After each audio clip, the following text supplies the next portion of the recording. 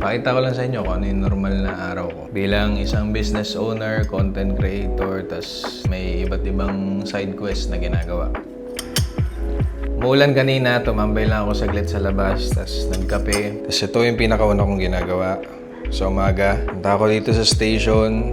Pasensya na at medyo makalat yung desk kasi nandyan yung lahat ng ginagamit ko sa business, sa content o kung ano-ano. May webcam para sa meetings, nandyan yung hard drive, shades, earphones, ballpen, PC, charger at kung ano-anong cable. Tapos ito yung ginagamit kong ilaw para hindi masakit sa mata. Ito din yung ginagamit kong upuan for 7 years na yata, basta pandemic pa to. Tapos ang pinakauna kong ginagawa, mag-check ng schedule ng bookings namin kasi gusto ko makasiguro na lahat ng delivery on time or aware yung buong team namin. Bilang isang service business owner, syempre, nasa service industry kami. So gusto namin, maayos yung mga pinagagawa namin. Number 1 doon, walang late na delivery. So ito yung pinakauna kong ginagawa. Ito yung blue, yung personal schedule ko. Andito yung mga payments bilang reminder. Dito yung mga meetings. Yung red naman, ito yung schedule ng Events Rental Hub. Ito yung lahat ng events namin. Yung araw medyo slow lang naman kasi isa lang yung booking namin. Una, weekday ngayon. Pangalawa, medyo malakas yung ulan sa ibang lugar. Kaya na-expect ko na mahina talaga yung bookings. Alam nyo naman, kalaban ng mga event supplier ang ulan at baha. Dito sa atin, konting ulan lang, baha ka agad.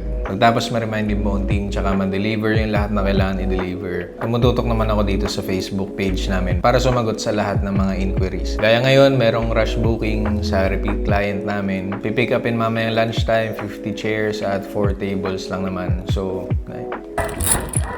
ni-edit ko na itong video na to pero punta na ako sa bahay kasi sabi ng client. Pick upin na daw nila yung tables and chairs na rerentahan.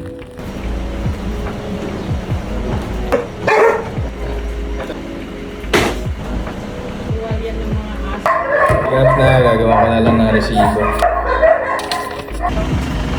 Pagtapos naman nun, try ko naman bigyan ng time yung computer shop business. Para kung merong kailangan or may kailangan si Kasuke, isa din kasi yun sa mga priorities ko this year. Medyo naging busy last year, kaya mas bibigyan ng effort. Kaya masusubukan namin pagandahin. Tapos yun, pag okay na kung ano-anong side quest na pinagagawa ko, either sa improvement ng Events Rental Hub or gumagawa ng panibagong templates or application na useful din for other business owner, na syempre, pwede rin pagkakitaan. Tapos isa din sa priority ko syempre yung pag-share ng mga experiences or realizations online. Content creation. Kaya minsan pakiramdam ko hindi kompleto yung araw pag hindi ako nakapag-share ng kahit ano online. Isa din kasi yun sa mga source of income na meron ako ngayon. Again, ayokong mapila yung negosyo. Sa Events Rental Hub, mas nakafocus pa rin kami sa pagre-reinvest, pagbili ng mga bagong gamit, tsaka syempre yung warehouse nga. Yun yung number 1 problem namin ngayon. Yun yung mga bagay na sinusubukan kong pagsabay-sabayin para maging sustainable yung ganitong lifestyle ng full-time na business owner. So, ayun yung morning routine. Sinusubukan kong gumising ng maaga. Tapos, madalas hindi ko na namamalayan na madilim na pala sa labas. Nakatutok lang ako dito. Medyo nawawalan ako ng time para mag-exercise. Pero,